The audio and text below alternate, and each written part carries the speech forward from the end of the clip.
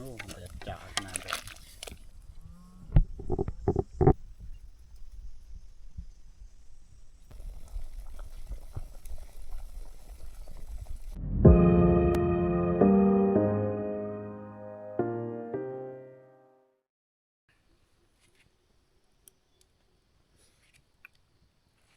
สบายดีตอนเช้าๆทุกคนยินดีต้อนรับเข้าสู่ซองเบาไก่บรรณานะในการอยู่ให้คือเก่าทุกคนนี่ตื่นเช้ามากกับเสียงไก่คันขนาดเลยเดี๋ยวมื้อนี้สิได้ไปหาเลาะออกหาของกินก่อนในรอบเช้าทุกคนนะเดี๋ยวมื้อนี้หันหลังจากที่ว่าเฮามาแต่หากินเฮาก็สิเฮ็ดของหมูทุกคนมื้อนี้ฮะเพราะว่ามันก็เฮาปลูกเรียบร้อยหมดแหละเรียบร้อยหมดแล้วก็บ้านนี้บ่มีเวียกหยังเลยทุกคนนะอันนี้ฮะเป็นข้าวเปลือกทุกคนเดี๋ยวเขาต้มนะต้มเอาไว้ให้หมูครับมันกินขนาดได้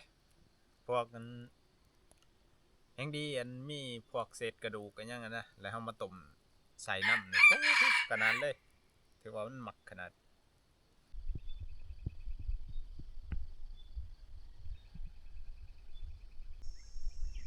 เสียงไก่คันนะนี่ทุกคน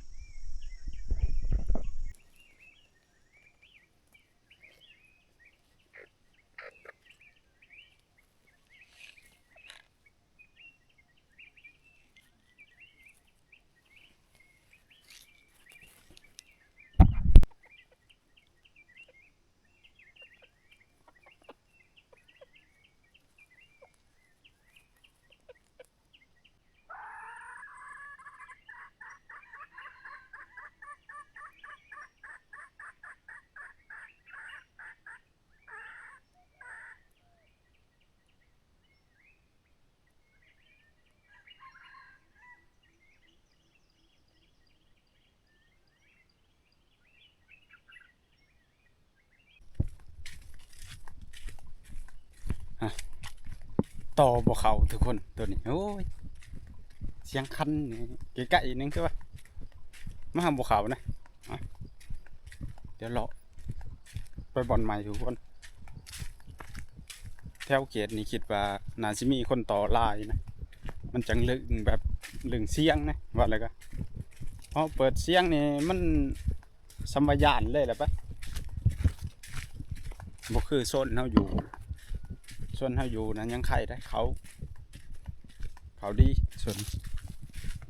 อันนี้เฮาเปลี่ยนบอลมาโซนใหม่แต่กับบ่พอยังทุกคนเอ้ยเสียงไก่นะขนาดโซนนี้ฮะแต่ว่าเลาะลงมาโซนนี่แห้งกระเต็กทุกคนเงียบกริบเลย บ่มีหดเสียงไก่คัน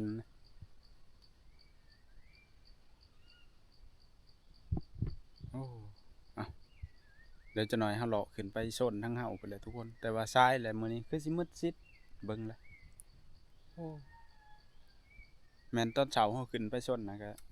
น่าสิอันนั้นอันนี้เฮาจะลองมาทางใหม่เบิ่งของเขาเจ้าว่าแถวนี้ฮะไก่ปลาหลายบ่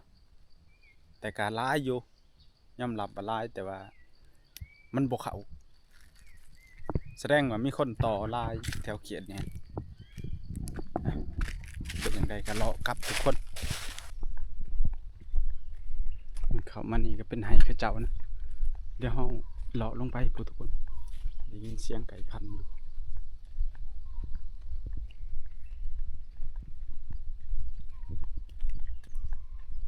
พวกเสียงเสียงกกกระบอกใหญ่ๆนะ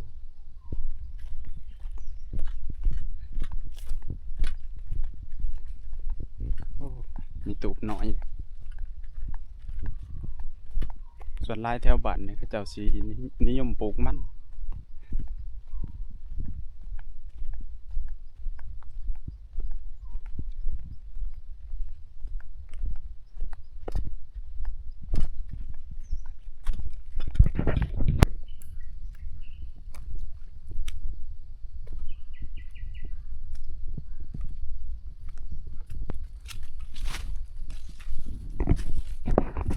ปลาคอเลี้ยงลูกทุก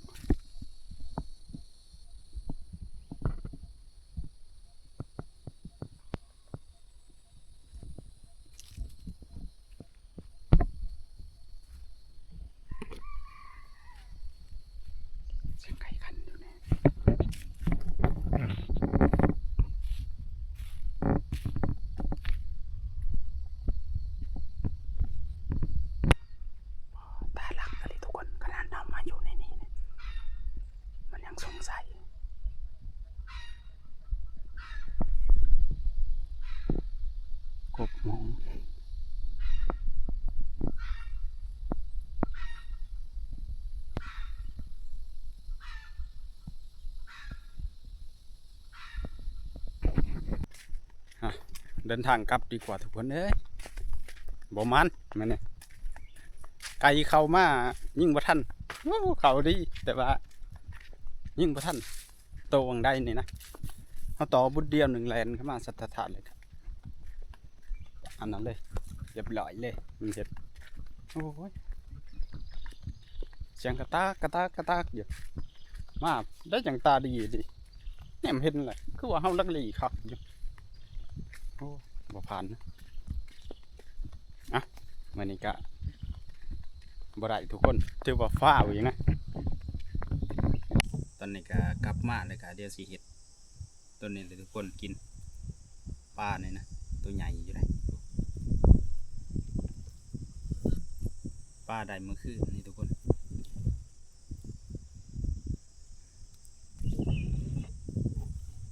ยังเป็นอยู่ได้คังไว้แล้วก็หากระถูกเอาวังใดนี่แหละเดี๋ยวฮันสิเฮ็ดจะเขียนกันกินนะต้มสมปลาคอทุกคน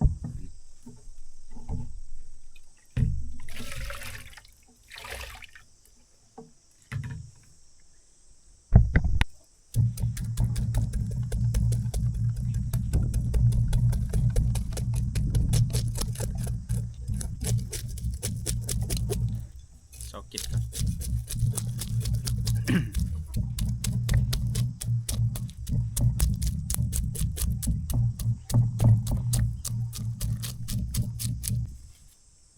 ไข่มันทุกคนท้องห้องเลย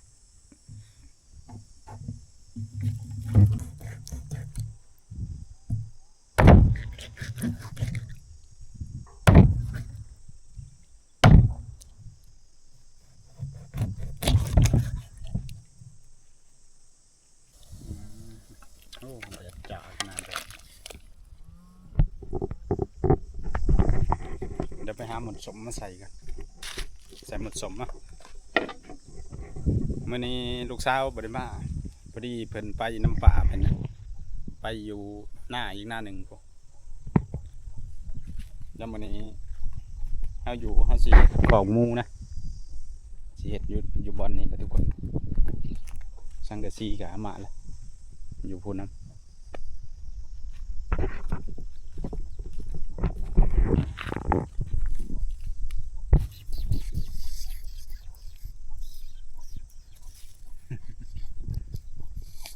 ไก่หน่อยนี่เขามาไก่บ่ได้เลยได้เป็นงับเลยว่านนี่เช็ดไปตัวหนึ่งโอ้อันตรายขนาดแต่ว่าอ้วนได้เลยนี่มันกินลายทุกคนนำก็เอาโคตรใส่ให้มันดูดมันห่อนเบิ่งอากาศนี่มันดิแดดจ้าเลย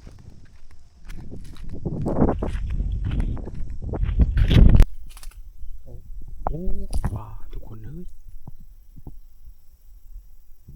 มาเพิกยิ่งนี่ได้รถนี่ปลามาขึ้นนี่ได้อยู่ถึงด้วย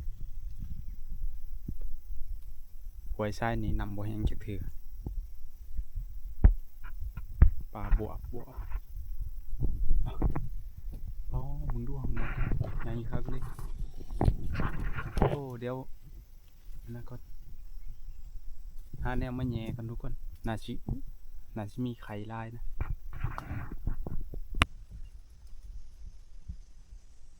โอ้ห้องใหญ่ครับเลยเนี่ยสวะมึงก่อน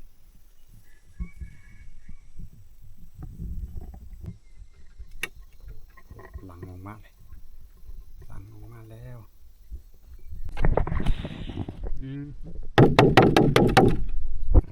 มันเป็นใบปิ่ง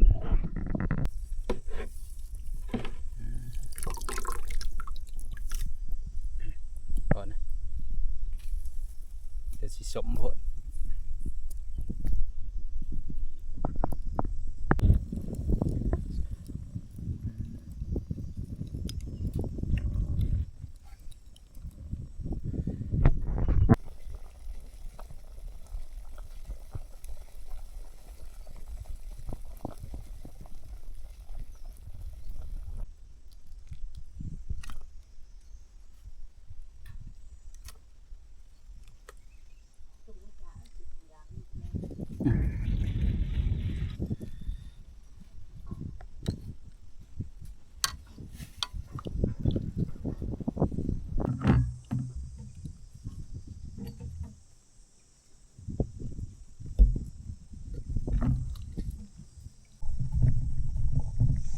กำลังนั่งกินข้าวแซ่บๆได้ยินเสียงไก่คันนี่แหละไก่กระตากอีกแล้วฝั่งตรงข้ามนะ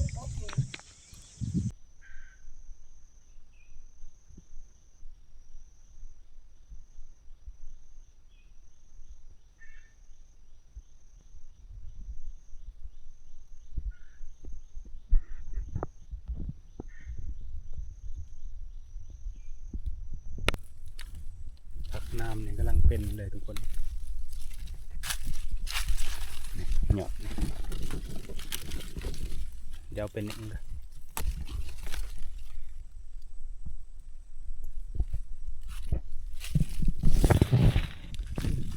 จอบไก่บางได้นี่บ่น่าซ้ำบ่ทันทุกคน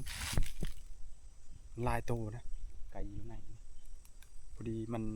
เอาเข้าไปแล้วก็มีแต่แม่ตัวหนึ่งมันเห็นเขาก่อน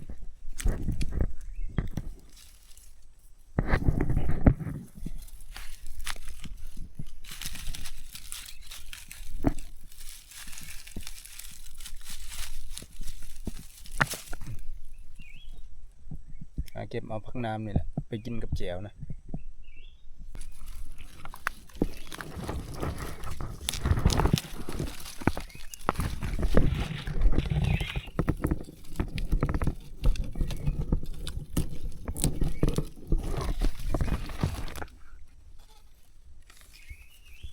กำลังงามเลย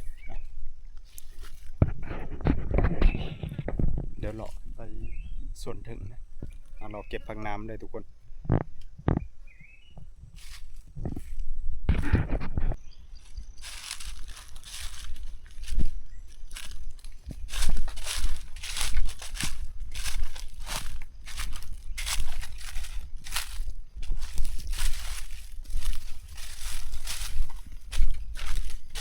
เมื่อคืนนี่เลาะขึ้นมาการชนนี่แหละทุกคนแล้วก็ไปได้ปลาขออยู่ถึง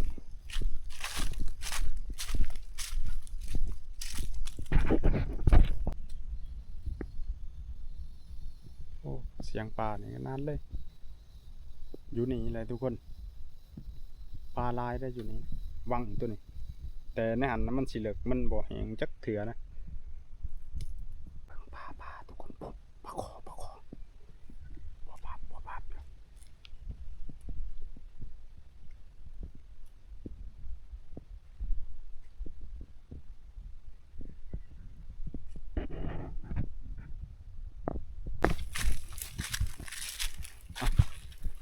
เป็นทางกลับก่อนทุกคนเอ้ยบาดเนี่ย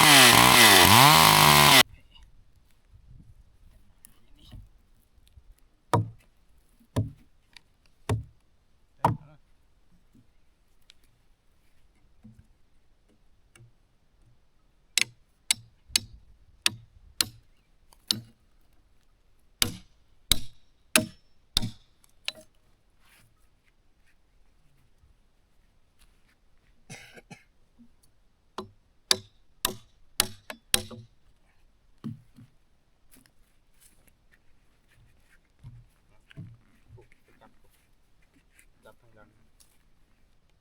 ตี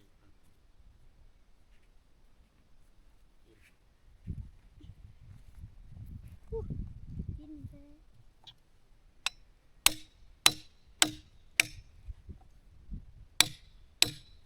ก็ดีๆอันนี้แหละ